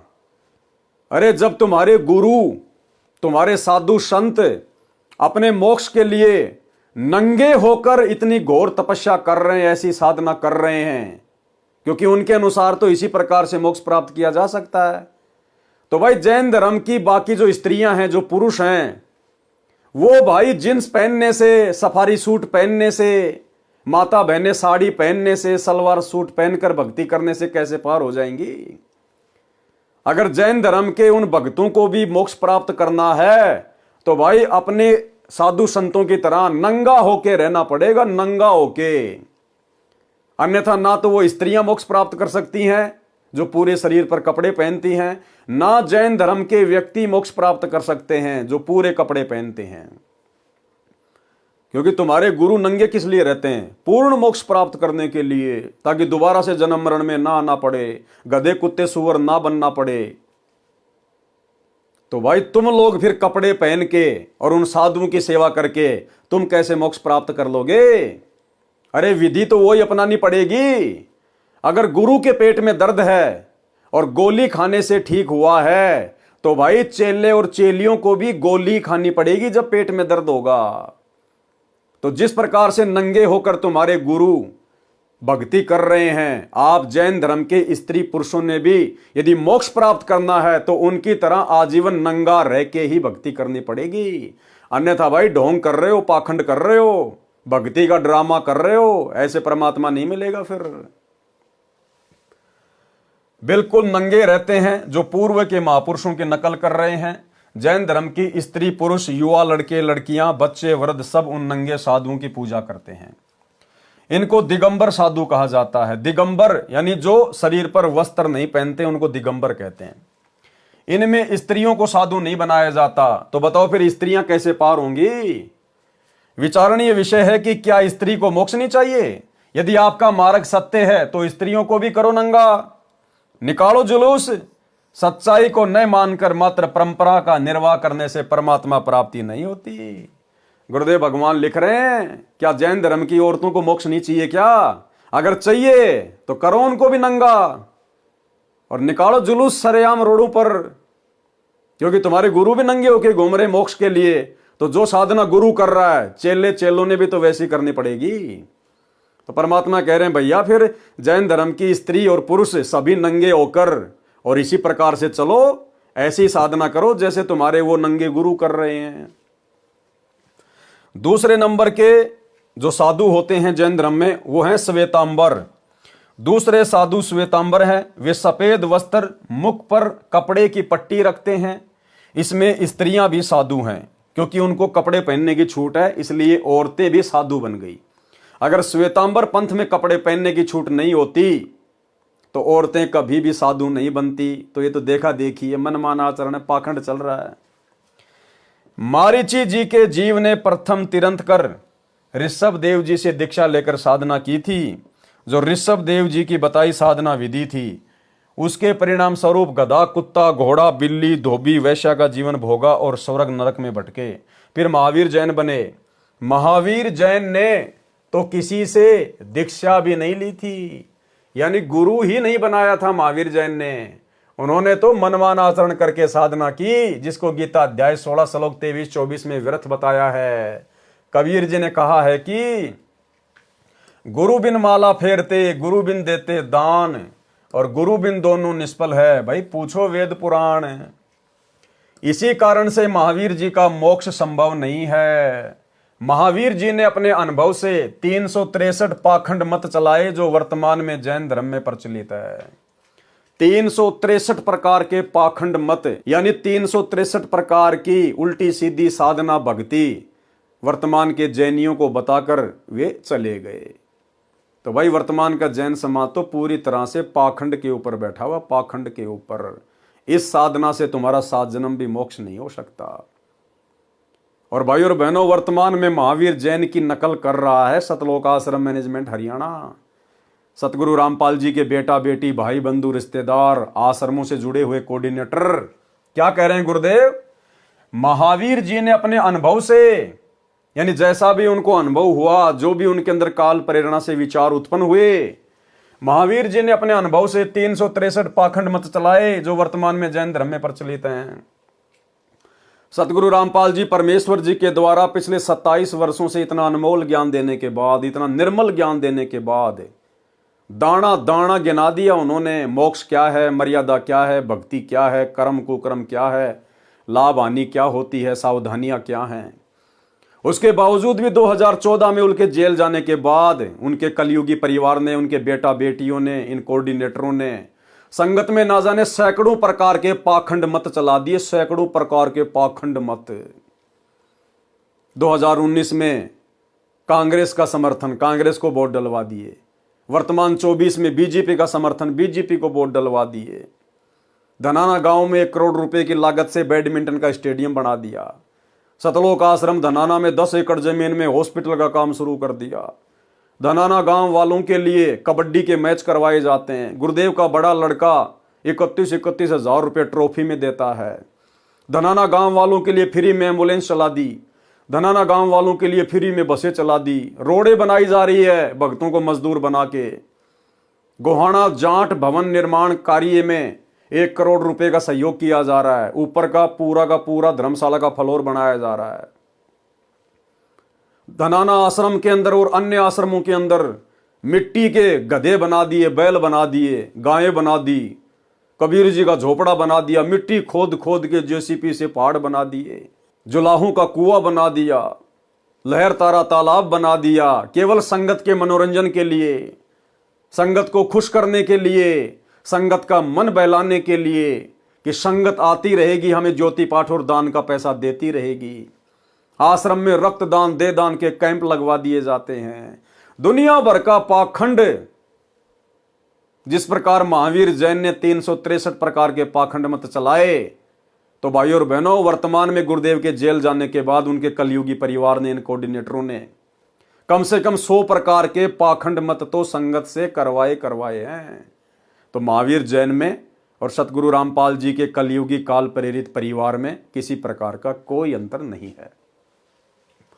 महावीर जी ने अपने अनुभव से 363 पाखंड मत चलाए जो वर्तमान में जैन धर्म में प्रचलित है। विचार करें महावीर जैन की आगे क्या दुर्दशा हुई होगी, इसी प्रकार इन आश्रम वालों की क्या दुर्दशा होगी। यह स्पष्ट है क्योंकि राजा ऋषभदेव वेदोनुसार साधना करते थे। वही दीक्षा मारीची जी को दी थी। वेदोनुसार साधना करने से मारीची वाले जीव को ऊपर लिखित लाभ हानि हुई, जन्म मरण जारी है। तो महावीर जी ने तो वेदों के विरुद्ध साधना विधि त्याग कर मनमान आचरण किया था। गुरु से दीक्षा भी नहीं ली थी। उनको तो शौपन में भी स्वर्ग नहीं मिलेगा, यानी सीधे नरक में गए हैं। महावीर जैन की आत्मा मरने के बाद सीधी नरक में गई है, फिर 84 लाख योनियों में। क्योंकि ये जो बातें बताई जा रही हैं किसी आम व्यक्ति, आम संत के द्वारा नहीं बताई जा रही। सभी आत्माओं के उत्पत्ति करता, सभी का लेखा जोखा रखने वाले, सभी के कर्मों का हिसाब किताब रखने वाले पूर्ण ब्रह्म परमात्मा कबीर देव सतगुरु रामपाल जी के द्वारा बताई जा रही हैं, लिखी जा रही हैं। उनको तो शौपन में भी स्वर्ग नहीं मिलेगा। अन्य वर्तमान के जैनी भाई बहनों को क्या मिलेगा। जैनी मानते हैं कि सृष्टि का कोई कर्ता नहीं है, इस दुनिया को बनाने वाला कोई भगवान नहीं है, कोई परमात्मा नहीं है। ये अनादिकाल से चली आ रही है। नर मादा के संयोग से उत्पत्ति होती है और मरते हैं। जैनी मूर्ति पूजा में विश्वास रखते हैं, किसी परमात्मा की मूर्ति नहीं रखते। जिनको हिंदू समाज प्रभु मानता है, जैसे श्री विष्णु जी, श्री शिव जी, श्री ब्रह्मा जी या देवी जी, ये अपने तिरंत कर को ही प्रभु मानते हैं। उन्हीं की मूर्ति मंदिरों में रखते हैं। ओम मंत्र का स्वरूप तथा उच्चारण बिगाड़ कर ओंकार को रणोकार बनाकर जाप करते हैं। जो स्त्री या पुरुष श्वेतांबरों से दीक्षा लेता है, उनके सिर तथा दाढ़ी के बाल हाथों से नोच नोच कर उखाड़ते हैं। हाँ बताओ, वैसे बाल खींच खींच के पाड़ने से भगवान मिलता है क्या? कौन से शास्त्र में लिखा हुआ है? अरे ऋषभदेव जो था वो तो एक प्रकार से पागल हो गया था। उसको तो वैराग्य हो गया था। उसको शुद्ध बुद्धि नहीं थी अपनी। नंगा होके घूमता था, अपने बाल वगैरह नोचता था, पाड़ता था, जैसे कोई पागल व्यक्ति ऐसी हरकतें करता है। तो वर्तमान का जो जैन समाज है, उन्हीं से शिक्षा लेकर कि हमारे जो प्रथम तीर्थकर थे उन्होंने इस प्रकार से भक्ति की थी और वैसी भक्ति करेंगे तो ही हमारा भला होगा। ना भला उनका हुआ, ना भला आपका होने वाला। उनके सिर तथा दाढ़ी के बाल हाथों से नोच नोच कर उखाड़ते हैं। महान पीड़ा होती है। भक्ति में शरीर को अधिक कष्ट देना लाभदायक मानते हैं। इस तरह की साधना तथा विधान निराधार तथा नरकदायक है। मोक्ष तो शौपन में भी नहीं है। मोक्ष तो शौपन में भी नहीं है। अगर इस प्रकार से बाल उखाड़ने से, अरे भाई, दो औरतें किसी बात को लेके आपस में झगड़ने लगें और एक दूसरे के बालों को खींच खींच के नोच नोच के अगर पाड़ पाड़ के फेंकेंगी तो क्या उनका मोक्ष हो जाएगा? क्या ऐसा करने से क्या मोक्ष हो जाएगा? अरे भैया, इस प्रकार का त्याग तो बेचारे जानवर भी करते हैं। बकरा भी अपना गला कटवाता है। आप जैन समाज के लोग तो खाली अपने बाल ही नोच रहे हो, वो बकरा तो बेचारा अपनी गर्दन कटवा देता है। उसके तो शरीर की खाल उधेड़ी जाती है, बाल तो छोड़िए। तो क्या उसका मोक्ष हो जाएगा बकरे का? तुम तो खाली बाल ही नोचते हो, वो बकरा तो अपनी खाल नुचवा रहा है। तो भाई इस प्रकार की साधना से मोक्ष नहीं है, ये पाखंड है, पाखंड। असली तीर्थकर धरती पर सतगुरु रामपाल जी के रूप में प्रकट है। यूट्यूब पर सत्संग सुनना शुरू कर दीजिए। नहीं भाई, दुर्गति दरवाजे पे खड़ी है। जैसे मनुष्य शरीर छूटा, सीधा नरक और गधे कुत्ते की योनि जैसे महावीर जैन जी को प्राप्त हुई। इस तरह की साधना तथा विधान निराधार नरकदायक है, मोक्ष तो सौपन में भी नहीं है। जैनियों का विधान है कि सृष्टि को रचने वाला कोई नहीं है, नर मादा से उत्पन्न होते हैं, मरते रहते हैं। ये पढ़कर गीता अध्याय 16 श्लोक 8-9 याद आया। जैनी मानते हैं कि सृष्टि का कोई रचयिता नहीं है, स्त्री और पुरुष से, नर मादा से ऐसी उत्पत्ति होती है। अरे तो नर और मादा भी तो कहीं से उत्पन्न हुए होंगे।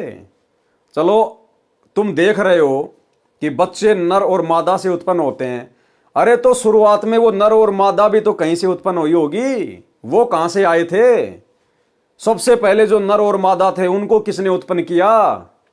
जैसे आप लोग सवाल करते हो ना कि पहले मुर्गी आई या फिर अंडा आया, तो कोई कहते हैं कि पहले अंडा आया, तो लोग कहते हैं फिर बिना मुर्गी के अंडा कहां से आया। और कोई कह देता कि पहले मुर्गी आई, तो कहते हैं फिर बिना अंडे की मुर्गी कहां से आई। तो भाई तुम्हारा गोलमोल विधान है, अभी तुम्हें सृष्टि रचना का ज्ञान नहीं है। सृष्टि रचना के लिए संत रामपाल जी के यूट्यूब पर सत्संग सुनिए कि पहले मुर्गी आई या अंडा आया, पहले नर आया या मादा आई। ये सारी की सारी जानकारी आपको यूट्यूब पर सतगुरु रामपाल जी के सत्संगों में मिलेगी। सृष्टि रचना संत रामपाल जी महाराज, यूट्यूब पर जाकर इस प्रकार से सर्च करेंगे, आपको सृष्टि रचना के अनेकों वीडियो दिखाई देंगे। उनको सुनिए, परमाणु के साथ में है। गीता अध्याय 16 श्लोक 8, वे आसुरी यानी राक्षस प्रकृति वाले कहा करते हैं कि जगत आश्रय रहित है, यानी जगत को रचने वाला कोई नहीं है, जैसा कि जैन समाज वाले मानते हैं। असत्य तथा बिना ईश्वर के अपने आप केवल स्त्री पुरुष के संयोग से उत्पन्न होता है। केवल काम यानी सेक्स ही इसका कारण है, इसके सिवा क्या है।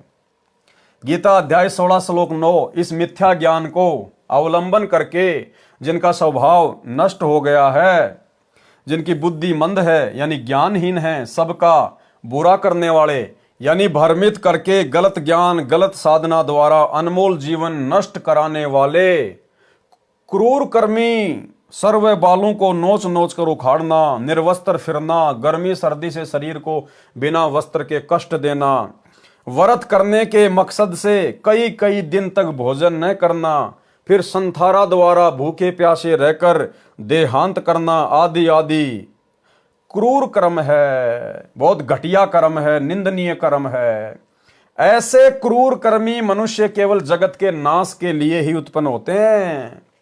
महावीर जैन और जितने भी तीर्थंकर है, ये तो संसार के सत्यानाश के लिए पैदा हुए थे, जो एक समाज को उल्टी साधना के ऊपर लगाकर चले गए, पाखंड मत के ऊपर आधारित करके चले गए। जिस प्रकार हिंदू समाज के नकली साधु संत महात्मा, इन्होंने समाज में श्राद्ध निकलवाने शुरू कर दिए, क्योंकि जो साधना उन्होंने बताई थी उससे हमारे पूर्वज मुक्ति तो प्राप्त कर नहीं पाए। मरने के बाद कोई भूत बन गया, कोई प्रेत बन गया, कोई पितर बन गया, कोई 84 में चला गया, फिर उनके श्राद्ध निकलवाने शुरू कर दिए अपना पेट भरने के लिए। तो इसी प्रकार से हर धर्म के अंदर उनके धर्म गुरुओं ने बिना सत्य ज्ञान के, बिना सतगुरु की शरण के, क्योंकि भाई सतगुरु तो एक ही है पूरी सृष्टि में, कबीर, और कबीर देव वर्तमान में स्वयं सतगुरु रामपाल जी के रूप में प्रकट हैं।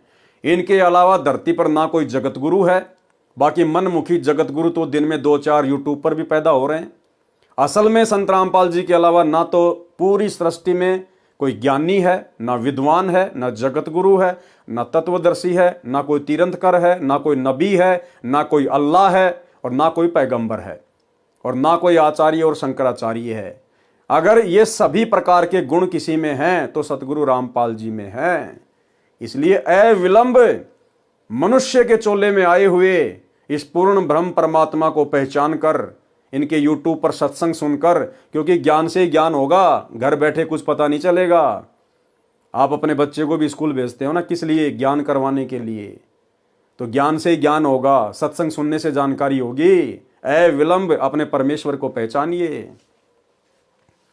ये जैन धर्म का ज्ञान आपको परमेश्वर कबीर जी के बताए अनुसार लेखक ने बताया है। कबीर सागर के अध्याय जैन धर्म बोध का सारांश संपूर्ण हुआ। सत साहेब। अध्याय सबसम वेद बोध का सारांश। कबीर सागर में 32वां अध्याय सबसम वेद बोध पृष्ठ 77 पर है। जैसा कि पूर्व में लिख आया हूं कि कबीर सागर ग्रंथ को काल द्वारा चलाए 12 कबीर पंथों के कुछ अनुयायियों ने अपनी बुद्धि अनुसार कबीर ज्ञान से कुछ वाणी काटी है, कुछ मिलाई है, कुछ प्रकरण काट छांट करके लिखे हैं। यही दशा सबसम वेद बोध में की है। इस अध्याय वाला ज्ञान पहले अनुराग सागर में ज्ञान प्रकाश, ज्ञान बोध, मुक्ति बोध में वर्णित है। कुछ ज्ञान जो परमेश्वर कबीर जी की लीला वाला है वह कबीर चरित्र बोध में है, उसको वहां लिखेंगे। कुछ ज्ञान जो कलयुग में सर्वसृष्टि उपदेश लेकर भक्ति करेगी, सतयुग जैसा वातावरण होगा, इसका विवरण पहले भी अध्याय अनुराग सागर तथा कबीर वाणी में आंशिक लिखा है। यहां पर शब्दार्थ करके लिखूंगा। सबसम वेद बोध पृष्ठ 77 से 86 तक शरीरों की संख्या बताई है, तत्वों तथा उनकी प्रकृति का ज्ञान है। शरीर 5 बताए हैं, यानी 5 प्रकार के शरीर होते हैं। हमारा जो ये शरीर है, जो हम भाई बहनों को दिखाई दे रहा है, ये हमारा स्थूल शरीर है। स्थूल शरीर, इस स्थूल शरीर के अंदर 4 प्रकार के शरीर और हैं। काल ने बहुत भयंकर तरीके से हमारे को लपेट रखा है। शरीर 5 बताए हैं। नंबर 1 स्थूल शरीर, नंबर 2 इसके अंदर सूक्ष्म यानी लिंग शरीर है, नंबर 3 फिर उसके अंदर कारण शरीर है, नंबर 4 इसके अंदर महाकारण शरीर है, नंबर 5 इसके अंदर कैवल्य शरीर है। जीव के ऊपर इतने सुंदर शरीर यानी वस्त्र डाल रखे हैं। स्थूल शरीर जो हमारा ये शरीर है हार्ड मांस वाला, इसको कहते हैं स्थूल शरीर। इसके अंदर फिर एक सूक्ष्म शरीर है, ऐसा का ही ऐसा, लेकिन उसमें हार्ड मांस वगैरह कुछ भी नहीं है। उसके बाद में कारण शरीर, फिर महाकारण शरीर, फिर कैवल्य शरीर। ये 5 प्रकार के शरीर हमारे को प्रदान किए हुए हैं, इस आत्मा को ढक रखा है। सबसम वेद बोध पृष्ठ 86 से 90 का सारांश। इन पृष्ठों में प्रथम दीक्षा मंत्र बताए हैं। यथार्थ 5 नामों का ज्ञान। ओम श्रीयम हरियम सोहम किलियम। ये 5 नाम गायत्री मंत्र के हैं जो प्रथम दीक्षा रूप में परमेश्वर कबीर जी प्रदान करते थे। शब्दों पे ध्यान देना, ये हैं वो 5 मंत्र जिनको कबीर परमात्मा लोगों को दिया करते थे, भक्तों को प्रदान किया करते थे। यानी वर्तमान में हमें गुरुदेव भगवान जो 7 मंत्र देते हैं गायत्री मंत्र में, आज से पहले गुरुदेव भगवान के अलावा किसी भी कबीर पंथ में या आज से पहले कबीर परमेश्वर जी ने किसी को भी 7 मंत्र नहीं दिए, केवल 5 मंत्र ही दिया करते थे जो प्रथम दीक्षा रूप में परमेश्वर कबीर जी प्रदान करते थे। जो चूड़ामणि जी को यही मंत्र परमेश्वर कबीर जी ने दिए थे। धर्मदास जी के पुत्र चूड़ामणि जी को, जिस चूड़ामणि जी को कबीर परमात्मा सतगुरु रामपाल जी ने उत्तराधिकारी बनाया था आगे नाम दीक्षा देने के लिए, उनको केवल 5 ही मंत्र दिए थे। धर्मदास को अधिकारी नहीं बनाया था, धर्मदास को आगे नाम दीक्षा देने का आदेश नहीं दिया परमात्मा ने। तो भाई और बहनों विचार करो, जो परमात्मा का अधिकारी था, उत्तराधिकारी था, जिसको परमात्मा आगे दीक्षा देने का आदेश दे रहे हैं, उस आत्मा को केवल 5 मंत्र ही दिए और आगे भी 5 मंत्र ही देने का आदेश दिया, सतनाम भी नहीं दिया। फिर भला धर्मदास को जो अधिकारी भी नहीं था, भला फिर उसको परमात्मा 7 मंत्र कैसे देते? धर्मदास को भला सार शब्द परमात्मा ने कैसे दिया होगा, जब चूड़ामणि को केवल 5 मंत्र की ही दीक्षा दी, ना सतनाम दिया, ना कोई सार नाम दिया, ना सार शब्द दिया। इसलिए भाई और बहनों, आज से पहले परमात्मा ने केवल एक उदाहरण के रूप में धर्मदास जी को पेश करके कि भाई ऐसे ऐसे 3 चरणों में दीक्षा दी जाती है, प्रथम बार में 7 मंत्र दिए जाते हैं, फिर सतनाम, फिर सारनाम, फिर सार शब्द है। हम पिछली पीढ़ी वालों को विश्वास दिलाने के लिए कि कंप्लीट भक्ति का कोर्स ये है, विधि ये है, ऐसे इन 3 चरणों में दीक्षा दी जाती है, केवल हमारे विश्वास को दृढ़ करने के लिए परमात्मा ने धर्मदास जी को निमित्त बनाकर ये बातें कही थी। बाकी धर्मदास जी को परमात्मा ने सार नाम दिया नहीं, प्रथम मंत्र भी कंप्लीट नहीं दिया था धर्मदास जी को, क्योंकि जो उत्तराधिकारी था, जिसको परमात्मा ने उत्तराधिकारी बनाया, चूड़ामणि जी को, जब उनको ही खाली 5 मंत्र दिए थे, तो भला धर्मदास जी जो उत्तराधिकारी नहीं थे उनको कैसे पूरा कोर्स देंगे? जो चूड़ामणि जी को यही मंत्र परमेश्वर कबीर जी ने दिए थे तथा आगे इन्हीं को दीक्षा रूप में देने का आदेश दिया था। ये मंत्र शरीर में बने कमलों में विराजमान 5 देवी देवताओं के हैं। नंबर 1, मूल कमल में गणेश देव है, इनका किलियम जाप है। नंबर 2, अधिष्ठान यानी संत भाषा में स्वाद कमल में सावित्री ब्रह्मा जी है, इनका ओम नाम जाप है। नंबर 3, नाभि कमल में लक्ष्मी विष्णु जी हैं, इनका हरियम जाप है। नंबर 4, हृदय कमल में पार्वती शिव जी हैं, इनका सोहम जाप है। नंबर 5, कंठ कमल में देवी दुर्गा जी हैं, इनका श्रीयम जाप है। किसी भगत भाई बहनों को ये मंत्र सुनकर गलतफहमी ना हो जाए कि भाई मंत्र तो लिखे हुए हैं, क्यों ना हम इन मंत्रों को जाप करने लग जाएं। चाहे कोई संकल्प वाला भाई बहन हो या जो व्यक्ति अभी केवल संत रामपाल जी के सत्संग ही सुन रहा है, लेकिन मर्यादा ना निभाने की वजह से फिलहाल दीक्षा नहीं ले पा रहा, तो उनको लगे कि यार ये मंत्र तो लिखे हुए हैं, क्यों ना हम इन मंत्रों का जाप कर दें। चाहे सुबह से लेकर शाम तक पूरी जिंदगी जाप करते रहना। जब तक अधिकारी से आदेश लेकर, अधिकारी की आज्ञा लेकर और अधिकारी से ही ये मंत्र नहीं लोगे, तब तक ये मंत्र काम नहीं करते, उल्टा नुकसान करते हैं, उल्टा नुकसान। आप बिना किसी डॉक्टर के परामर्श के, बिना किसी डॉक्टर की सलाह के और केमिस्ट की दुकान में जाकर, मेडिकल की दुकान पर जाकर, जहां पर लाखों करोड़ों दवाइयां हैं, आप उनमें से कोई भी दवाई उठा के खाने लग जाओ कि ये तो दवाई तो है, और कहते हैं कि दवाई से रोग कटेगा। अरे भैया, कौन सा रोग कौन सी दवाई से कटेगा? उसके कोडवर्ड होते हैं, वो केवल वही बताएगा जो अधिकारी है, जो जानकार है। तो मनमुखी कोई भी भाई बहन इन मंत्रों का जाप ना करें। अगर संकल्प दीक्षा ले रखी है तो बाकी जो क्रिया हैं मंत्र जाप के अलावा, 3 समय की आरती करना, सत्संग सुनना, मर्यादा निभाना, केवल उन्हीं तक सीमित रहें। गुरुदेव ने बताया ध्यान से सत्संग सुनना भी मंत्र जाप करने में आता है, उतना ही लाभ मिलेगा जितना मंत्र जाप करने वाले को मिलता है। और यदि मर्यादा में नहीं है और मंत्र जाप कर रहा है, वो चाहे नाम उपदेशी हो चाहे संकल्प वाला हो, किसी प्रकार का कोई लाभ नहीं है।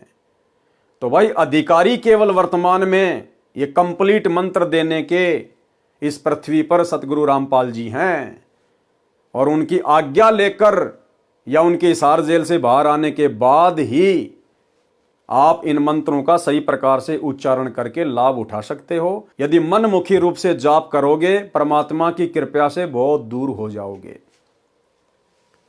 ये 5 नाम हैं जो प्रथम दीक्षा रूप में परमेश्वर कबीर जी दिया करते थे। ये तो केवल भाई बहनों को विश्वास दिलाने के लिए कि जो मंत्र 650 साल पहले कबीर जी दिया करते थे, वही मंत्र वर्तमान में दिए जा रहे हैं संत रामपाल जी के पंथ में, ताकि लोगों को विश्वास हो, क्योंकि ये मंत्र सारे के सारे कबीर सागर में लिखे हुए हैं। गुरुदेव भगवान ने हमें कई बार सत्संगों में दिखाया है। ये 5 नाम है जो प्रथम दीक्षा रूप में परमेश्वर कबीर जी दिया करते थे। इन्हीं मंत्रों का संकेत श्री नानक देव साहिब जी ने अपनी अमृतवाणी में दिया है। एक पुस्तक जो गुरु अमरदास जी द्वारा तेय ताप की कथा में लिखे हैं, बाद में इनको देवी देवताओं के मंत्र पूजा जानकर त्याग दिया गया। यही समस्या धर्मदास जी की 6ठी पीढ़ी वाले के सामने टकसारी पंथ वाले, काल वाले कबीर पंथ के 5वें ने पैदा करके ये वास्तविक मंत्र छुड़वा दिए थे, जो नकली 5 नाम आदि नाम, अजर नाम, अमर नाम, पाताले सप्त सिंधु नाम आदि आदि, जो अध्याय सुमरण बोध पृष्ठ 22 पर अंकित है, दीक्षा में देने लगे। परमेश्वर कबीर जी ने कहा था कि जिस समय कलयुग का दूसरा चरण भक्ति का चलेगा, तब 7 नाम का प्रथम मंत्र दिया जाया करेगा। क्या कहा था परमात्मा ने 650 साल पहले? कि भाई जो कंप्लीट प्रथम मंत्र में जो 7 नाम हैं, वो तो जब कलयुग की बिचली पीढ़ी चल जाएगी, भक्ति युग शुरू हो जाएगा, यानी आज का समय, उस समय ये सातों मंत्र दिया करेंगे। इसका मतलब आज से पहले 7 मंत्र किसी को भी नहीं मिले। केवल सतगुरु रामपाल जी ने, इस कबीर परमात्मा ने ही इस कलयुग की बिचली पीढ़ी में ये सातों नाम की दीक्षा अपने भक्तों को देनी थी। परमेश्वर कबीर जी ने कहा था कि जिस समय कलयुग का दूसरा चरण भक्ति का चलेगा, तब 7 नाम का प्रथम मंत्र दिया जाया करेगा और शतनाम तथा सार नाम देकर सर्व उपदेशियों को मुक्त करेंगे। जो मर्यादा में रहेंगे अंत तक वे मुक्त होंगे, बकवाद करने वाले नहीं, इन आश्रमों से जुड़कर राजनीति करने वाले नहीं, स्टेडियम बनाने वाले नहीं, हॉस्पिटल बनाने वाले नहीं, जाट भवन बनवाने वाले नहीं, हिंदुओं के साथ मिलकर मुसलमानों का विरोध करने वाले नहीं, धनाना आश्रम में तरह तरह के पाखंड शुरू करने वाले नहीं, धनाना गांव वालों के लिए बस चलाकर, एम्बुलेंस चलाकर, रोडे बनवाकर चापलूसी करने वाले नहीं, गंदी राजनीति करने वाले नहीं, रक्तदान दे दान में पड़े हुए लोग नहीं। वही पार होगा जो अंत तक मर्यादा में रहेगा और अपनी भक्ति सफल करेगा। जो 13वां कबीर पंथ चलेगा, तब संपूर्ण मंत्र उपदेशी को दिए जाएंगे। अब देखो, संपूर्ण मंत्र यानी प्रथम मंत्र, फिर दूसरा सतनाम, तीसरा सारनाम और चौथी अवस्था में सार शब्द, ये कब दिए जाएंगे? जब 13वां कबीर पंथ चलेगा, तब संपूर्ण मंत्र उपदेशी को दिए जाएंगे। अब तक मूल ज्ञान तथा मूल शब्द यानी सार शब्द छुपा के रखना था। तो बताओ धर्मदास जी को कब दे दिया, किसने दे दिया? गुरुदेव जो बार बार कहते हैं ना कि धर्मदास को सार शब्द दिया, सार नाम दिया, परमात्मा ने नकली बंदूक पकड़ा रखी थी, क्योंकि परमात्मा ने यह प्रमाणित करना था कि बिचली पीढ़ी वालों को विश्वास हो जाए कि हाँ, किस प्रकार से दीक्षा दी जाती है, क्या क्या वो मंत्र हैं, कितने चरणों में दीक्षा दी जाती है। केवल एक प्रमाण के रूप में परमेश्वर ने धर्मदास जी को नकली बंदूक पकड़ाई थी। जब 13वां कबीर पंथ चलेगा, तब संपूर्ण मंत्र उपदेशी को दिए जाएंगे। तो भाई 13वां कबीर पंथ तो सन 1994 से सतगुरु रामपाल जी ने चलाया है, अब मिल रहा है वो कोर्स। तब संपूर्ण मंत्र उपदेशी को दिए जाएंगे। अब तक मूल ज्ञान तथा मूल शब्द यानी सार शब्द छुपा कर रखना था। प्रमाण कबीर बाणी अध्याय में पृष्ठ 137 पर तथा अध्याय जीव धर्म बोध पृष्ठ 1937 पर कहा है, धर्मदास तो है लाख दुहाई, सार शब्द बाहर नहीं जाई। सार शब्द बाहर जो परी है, बिचली पीढ़ी हंस नहीं तरी है। युगन युगन तुम सेवा कीनी, ता पीछे हम इहा पग दीनी। कोटि जन्म भक्ति जब कीन्या, सार शब्द तभी मैं दीन्या। अंकुरी जीव होए जो कोई, सार शब्द का अधिकारी होई। सत्य कबीर प्रमाण बखाना, ऐसे कठिन है पद निर्वाणा। इतनी आसानी से यह मंत्र नहीं मिलेगा, सार नाम सार शब्द। जो अंकुरी हंस होगा, अंकुरी भगत होगा, केवल उसी के ऊपर दया होगी। गुरु को मानुष मानने वाले, दाढ़ी मूछ वाले, नकली कबीर को भगवान मानकर जून के महीने में कबीर प्रकट दिवस मनाने वाले, गुरु का 8 सितंबर के दिन अवतरण दिवस के नाम पर जन्मदिन मनाने वाले, गंदी राजनीति करने वाले, स्टेडियम बनाने वाले हैं, तरह तरह के पाखंड करने वाले, वे अंकुरी हंस नहीं है, वे उस शब्द के अधिकारी नहीं है। यह वाणी जीव धर्म बोध पृष्ठ 1937 पर लिखी है। कबीर वाणी अध्याय में पृष्ठ 137 983 पर, धर्मदास मेरी लाख दुहाई, मूल शब्द बाहर ना जाई। पवित्र ज्ञान तुम जग में बाखो, मूल ज्ञान तुम गुप्त ही राखो। मूल ज्ञान जो बाहर पर ही, बिचली पीढ़ी हंस नहीं तरही। 33 अरब ज्ञान हम भाख्या, मूल ज्ञान गुप्त हम राख्या। कि हमने और हर प्रकार का ज्ञान दिया, 33 अरब वाणियां हमने बोली, लेकिन जो मोक्ष वाला ज्ञान है, जो मोक्ष वाली वाणियां हैं, जो मोक्ष मंत्र है, उनको हमने छुपा के रखा, गुप्त रखा। वो तो केवल सारा का सारा खजाना वर्तमान में बिचली पीढ़ी में खोलना था। 33 अरब ज्ञान हम भाख्या, मूल ज्ञान गुप्त ही राख्या। मूल ज्ञान तुम तब लग छिपाई, जब लग द्वादश पंथ ना मिट जाई। उपरोक्त अमृतवाणी के प्रमाण से स्पष्ट हुआ कि मूल ज्ञान यानी तत्व ज्ञान तथा सार शब्द अब छुपा कर रखना था। इसी पृष्ठ 137 983 कबीर वाणी में यह भी लिखा है, 12वें पंथ प्रगट होए वाणी, शब्द हमारे की निर्णय ठानी। यानी गरीबदास जी के 12वें पंथ में तो केवल परमात्मा की महिमा की वाणियां ही गाई जाएंगी। अस्थिर गरम का मर्म न पावे, ये 12 पंथ हमी को ध्यावे। कबीर जी की वाणियों को आधार बनाकर 12वां पंथ भक्ति करेगा, लेकिन वास्तविक ज्ञान और वास्तविक मंत्र उन भक्तों को ना मिलने के कारण वो अस्थिर घर यानी सतलोक को प्राप्त नहीं कर पाएंगे। और 12वें पंथ हम ही चलावें। फिर कबीर परमात्मा ने कहा कि आगे चलकर 12वें पंथ में मैं खुद ही आऊंगा। और 17 फरवरी 1988 को सतगुरु रामपाल जी के रूप में कबीर परमात्मा 12वें पंथ में प्रवेश कर गए। आदरणीय राम देवानंद जी को, जिसे हम अपना दादा गुरु कहते हैं, गुरुदेव भगवान ने उनको अपना मुंह बोला गुरु बनाया लोक दिखावे में। जैसे 650 साल पहले कबीर परमेश्वर जी ने पंडित रामानंद जी को अपना मुंह बोला गुरु बनाया था। तो 1988 में सतगुरु रामपाल जी ने 12वें पंथ में प्रवेश किया। 12वें पंथ हम ही चलावें, सब पंथ मिटाकर एक पंथ चलावें। और गुरुदेव ने अब वो वास्तविक सार ज्ञान मूल ज्ञान देकर धोती सी धोके रख दिए सभी धर्मों के सभी धर्म गुरुओं की, आचार्य शंकराचार्यों की। किसी की भी औकात नहीं है शास्त्र आधार से संत रामपाल जी के साथ में ज्ञान चर्चा करने की। तो भाई बहनों, 12वें पंथ उसी दिन समाप्त हो गए थे जिस दिन सतगुरु रामपाल जी ने सन 1994 में दीक्षा देनी शुरू की थी। भावार्थ, 12वां पंथ संत गरीबदास जी का है। प्रमाण कबीर सागर में कबीर चरित्र बोध के पृष्ठ 1870 पर संत गरीबदास जी का जन्म विक्रमी संवत 1774 में सन 1717 में गांव छुडानी में हुआ। फिर उनका पंथ चला। सन 1988 में मुझदास का आध्यात्मिक जन्म संत गरीबदास जी यानी 12वें पंथ में हुआ।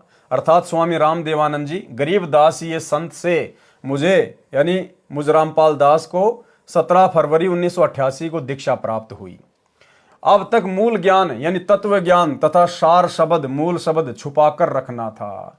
अब देखो भाई और बहनों, क्या है ऊपरवाणी कि 12वें पंथ हम ही चलावें। धर्मदास जी के माध्यम से कबीर परमात्मा ने 650 साल पहले लिखाया था कि 12वें पंथ में हम ही चलावें, यानी मैं कबीर खुद ही चल के आऊंगा। अब वो कबीर खुद चल के कब आया 12वें पंथ में? 17 फरवरी 1988 को दीक्षा प्राप्त हुई। अब तक मूल ज्ञान यानी तत्व ज्ञान तथा सार शब्द मूल शब्द छुपाकर रखना था। इससे सिद्ध है कि संत धर्मदास जी के पीढ़ी वालों के पास न तो तत्व ज्ञान था और न ही सार शब्द।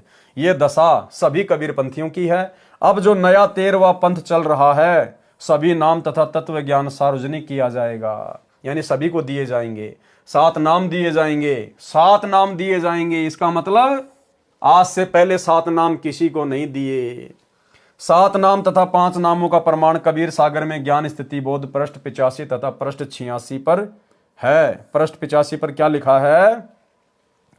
मूल शब्द गुप्त है सारा। वो मूल शब्द, प्रथम मंत्र भी मूल शब्द है, सतनाम भी मूल शब्द है और सारनाम भी मूल शब्द है। क्योंकि सतनाम का मतलब होता है सच्चा नाम, तो प्रथम मंत्र भी देवी देवताओं का सच्चा नाम है और सतनाम जो 2 अक्षर का है वो तो है ही सतनाम, और जो सारनाम है वो भी सतनाम है, सच्चा नाम है। सतनाम का मतलब सच्चा नाम। तो मूल शब्द गुप्त है सारा, बिरले पावे शब्द हमारा। कोई बिरले भगत होंगे, कोई बिरला ही आत्माएं होंगी जो इस कलयुग की बिचली पीढ़ी में वो कंप्लीट कोर्स भक्ति का अपने सतगुरु से प्राप्त करेंगी। और बिरले कौन होंगे भाई और बहनों? क्योंकि एक ही गलती रही हमारी आज से पहले, हमें अनंत बार ये कबीर परमात्मा मिला, हमें अपनी शरण में लिया, भक्ति दी, लेकिन एक कमी के कारण हम लोग सतलोक नहीं जा पाए। और वो कमी थी, हमने गुरु रूप में आए हुए कबीर परमात्मा को कभी भी भगवान नहीं माना, कबीर नहीं माना। उनको केवल अपना गुरु माना और ब्रह्मा विष्णु महेश की भक्ति में लगे रहे। 650 साल पहले भी हमने यही गलती की, गुरु मान लिया कबीर जी को और भगवान गोविंद मानते थे ब्रह्मा विष्णु महेश को। इस कलयुग की बिचली पीढ़ी में ये गलती करने वाला कभी मोक्ष प्राप्त नहीं करेगा। और ये गलती वर्तमान में सतगुरु रामपाल जी की 90% संगत कर रही है, उनके तत्व ज्ञान को गहराई से ना समझकर, साध संगति से ना जुड़ने के कारण, साध संगत वाले भाई बहनों से राग द्वेष ईर्ष्या रखने के कारण। क्योंकि वर्तमान में वो संगत अपने गुरु को पहचान नहीं पा रही कि ये कबीर परमात्मा खुद धरती पे प्रकट है। जैसे 650 साल पहले धर्मदास जी नहीं समझ पा रहा था, 64 लाख नहीं समझ पाए, सब फेल हो गए। वर्तमान में गुरु को कबीर जी के रूप में संगत नहीं मान रही है, नहीं पहचान पा रही है। और भगवान किसको मानती है? दाढ़ी मूंछ वाली मुर्दा फोटो को। जो कबीर जी की समझे जाने वाली फोटो है, दाढ़ी मूंछ वाली, उस कागज के टुकड़े को कबीर मान रही है संगत। इन आश्रमों में जून के महीने में उसको कबीर प्रकट दिवस मनाया जाता है। उस कागज के टुकड़े का, नकली कबीर का तो कबीर प्रकट दिवस, और अपने गुरु का जो कि असली कबीर है 8 सितंबर के दिन उसका जन्मदिन मनाया जाता है अवतरण दिवस के नाम पे। तो कैसे मोक्ष प्राप्त करोगे? वही गलती करते आ रहे हो और वही गलती तुम आज भी कर रहे हो। इस गलती से छुटकारा यदि वर्तमान में किसी को मिला है, पूरी पृथ्वी पर, पूरी सृष्टि में, केवल सत्सेवक भाई बहनों को, साध संगति से जुड़ी हुई आत्माओं को। हमने अपने गुरु को ही अपना इष्ट मान लिया, अपना भगवान, अपना कबीर मान लिया, और वो दाढ़ी मूंछ वाली कबीर जी की नकली फोटो, मुर्दा फोटो, वो कागज का टुकड़ा हमने फाड़ फाड़ के सोशल मीडिया पर वीडियो बना बना के आप लोगों को भी समझाना चाहा। हम सत्सेवकों के घरों में, हमारे दरबार में, हमारे गले के लॉकेट में कभी भी आपको वो दाढ़ी मूंछ वाली कबीर जी की नकली भगवान की फोटो देखने को नहीं मिलेगी। केवल एक असली परमात्मा सतगुरु रामपाल जी की ही फोटो मिलेगी। तो ये गलती वर्तमान में केवल सत्सेवक करने से बच गए गुरुदेव के आशीर्वाद से। बाकी सतलोक आश्रमों से जुड़ी हुई 90% संगत वही महागलती कर रही है, जिस महागलती के कारण युगों युगों से हम लोग नरक भोग रहे हैं। भगवान मिलने के बाद भी हम उसको प्राप्त नहीं कर पा रहे। तो मालिक कहते हैं, मूल शब्द गुप्त है सारा, बिरले पावे शब्द हमारा। बिहंगम शब्द बिहंगम बीरा, निज सो नाम ये कहे कबीरा। सातू नाल जो आए बिहंगा, बिहंग ताल आही जल रंगा। परस 86 पर क्या लिखा है? सोई सिद्ध संत है भाई, सोहम नाल चीन जिन पाई। 5 नाम ताही को परवाना, जो कोई साधु हृदय में आना। यही सप्त नाल है सही, यही हंस नाम रिवही। सप्त नाल के सातु नामा, बीर बिहंगम करे सब कामा। कबीर सागर में, अनुराग सागर अध्याय में पृष्ठ 72 पर 5 शब्द कहीं दल फेरा, पुरुष नाम लीन्यो तिहि बेरा। उपरोक्त अमृतवाणी में 5 तथा 7 नामों का संकेत है और शमशम वेद बोध पृष्ठ 86 पर प्रकट लिखे हैं। जो र रम तथा रो रोम है, ये सांकेतिक है। नामों का लाभ क्या है? पृष्ठ 87 पर सप्तम वेद बोध में सोहम नाम के जाप का लाभ बताया है। सोहम बीज को अंकुर ज्ञाना, आल बाल भक्ति मैसाना। भावार्थ, सोहम मंत्र का जाप पूर्ण संत से लेकर करने से आल बाल अर्थात ओली बोली यानी अथाह भक्ति जमा होती है। पृष्ठ 89 सप्तम वेद बोध में लिखा है कि हरियम स्थिति बीज पृष्ठ हुई, आल बाल तिहि माया होई। भावार्थ, हरियम नाम के जाप से आलवाल यानी अथाह धन माया हो जाता है। आप जी को बताया है कि परमेश्वर कबीर जी ने स्पष्ट कर रखा है कि मूल ज्ञान पहले नहीं बताया, उसमें अधूरा ज्ञान बताया है। यानी पहले किसी को मूल ज्ञान नहीं दिया, केवल अधूरा ही ज्ञान, अधूरा ही नाम दिया जाता था। उसमें अधूरा ज्ञान बताया है। सार नाम तथा मूल ज्ञान अब स्पष्ट किया जा रहा है। पृष्ठ 91 पर सप्तम वेद बोध पर अस्पष्ट सत्य नाम भी लिखा है। जाते ओहम पुरुष भय अंसा, ओहम सोहम भय द्वय अंसा। पृष्ठ 92 से 107 तक सृष्टि रचना का अधूरा ज्ञान है। सृष्टि रचना का संपूर्ण ज्ञान पढ़ें इसी पुस्तक कबीर सागर का सरलार्थ के सारांश में, पेज नंबर 603 से 670 पर, जो कि आगे आएंगे वीडियो। पृष्ठ 105 106 पर बताया है कि जीव जिस योनि से मानव शरीर प्राप्त करता है उसका कैसा स्वभाव होता है, इसको पहले बताया जा चुका है। सप्तम वेद बोध पृष्ठ 108 तथा 110 पर काल जाल बताया है कि काल कैसे तीनों देवताओं से अपनी सृष्टि को चलवा रहा है, यह पहले के अध्याय में वर्णन हो चुका है। सप्तम वेद बोध पृष्ठ 111 पर तपतशिला पर जीवों से वार्ता। तो भाई और बहनों, आज के वीडियो में गुरुदेव भगवान के आशीर्वाद से केवल इतना ही।